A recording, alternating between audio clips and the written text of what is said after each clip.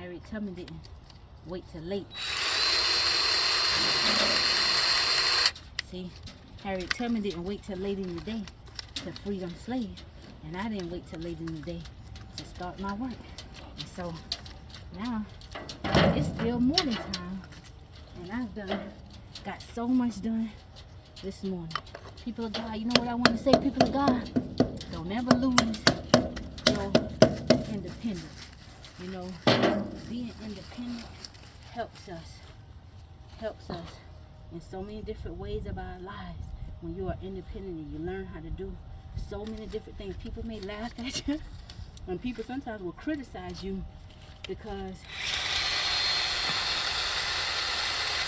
okay, I had to be quiet. I tried to count the 10 real fast because I'm putting automatic grease in these spindles. I was gonna repack some wheel bearings this morning, but I didn't need to do that. But people will criticize you, and sometimes people will laugh at you and try to make you feel bad about some of your gifts and skills and something like that. The Bible says your gifts will make room for you, baby. Independence helps us keep our freedom. See, and it's hard to keep an independent child down. It's hard to keep somebody down who is very skillful, who can kind of do a lot of things on their own. Learn how to do as much as you could on your own. I got uncles sometimes, if I run into an issue, they'll come and rescue me. But over the years of my youth, as I continue to get older, when they would come and rescue me, I asked them to teach me. And it's because of my uncles. They've taught me how to do so many different things.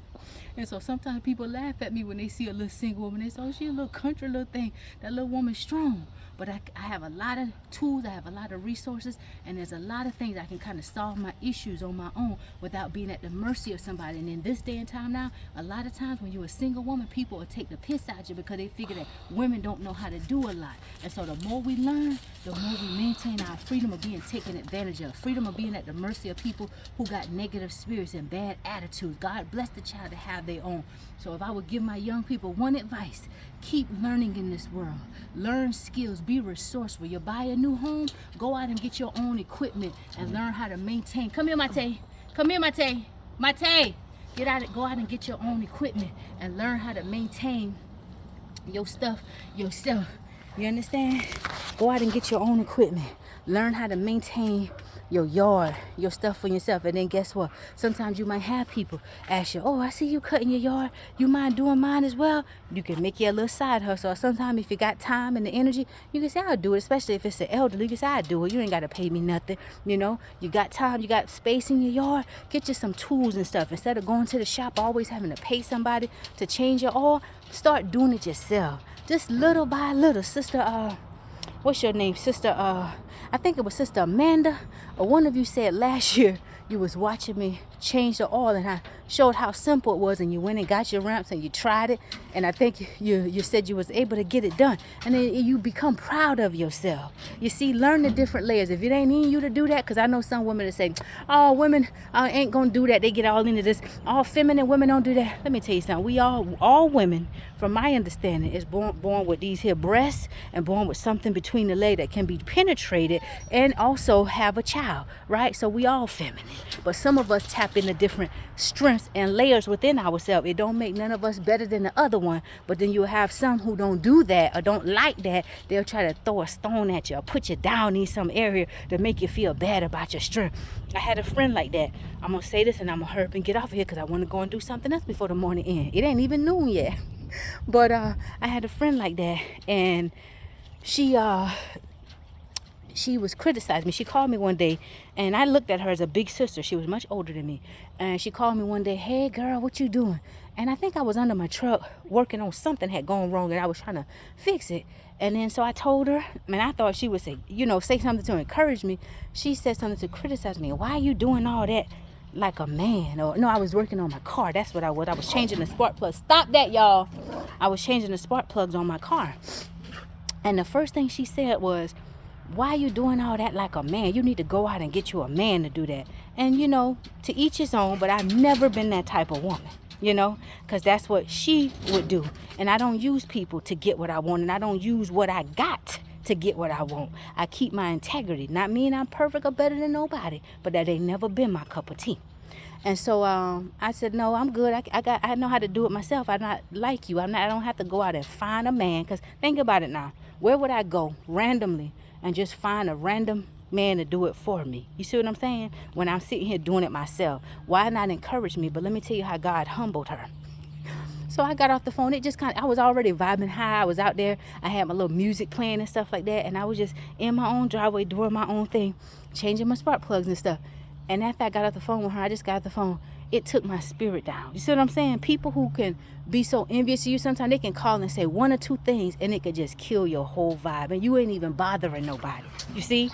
And so after some weeks went by, she had went and got her a high dollar car. Y'all know some people, they like to drive around in nice things. And ain't nothing wrong with that now. Ain't nothing wrong with that. But make sure you know something about what you're driving around in. And make sure you got enough money to handle the maintenance costs rather than trying to get stuff to impress people that probably don't even like you anyway.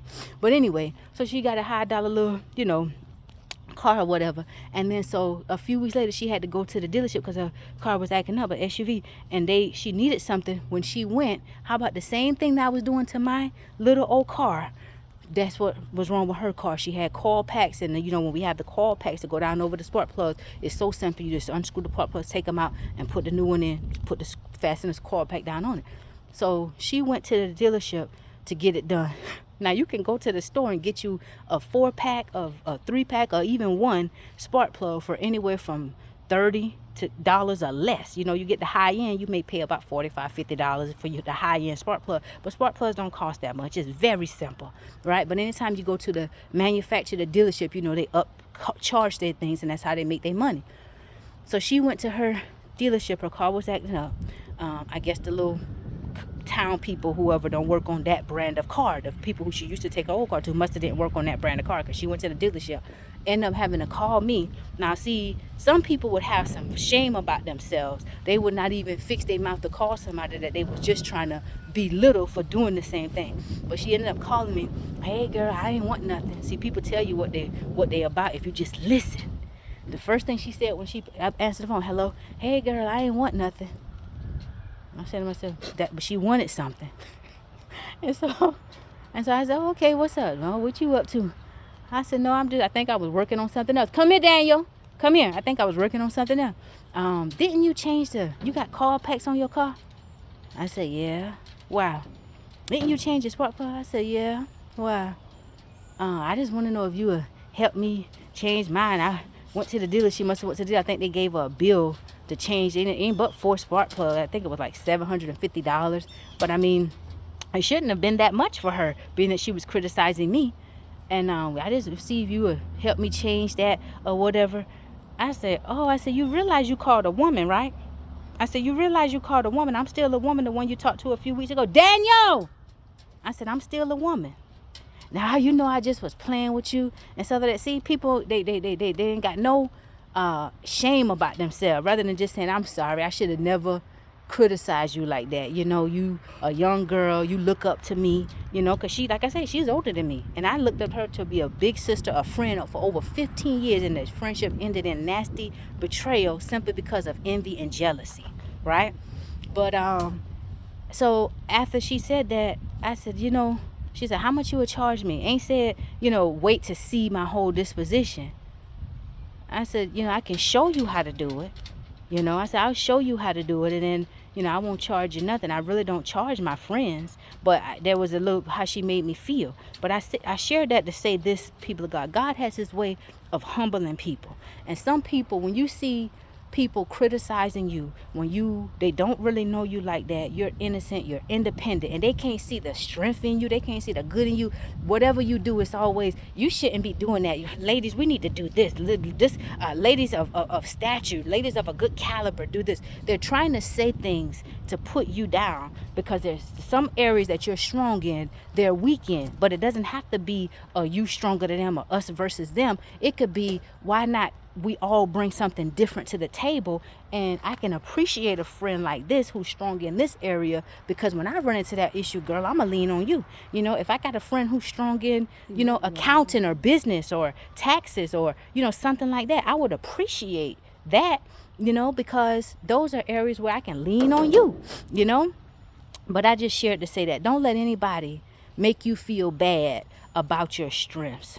Don't let anybody make you feel bad about your strengths. It makes us stronger. Be independent and embrace all the layers that you have to yourself. There's a lot of different things I can do.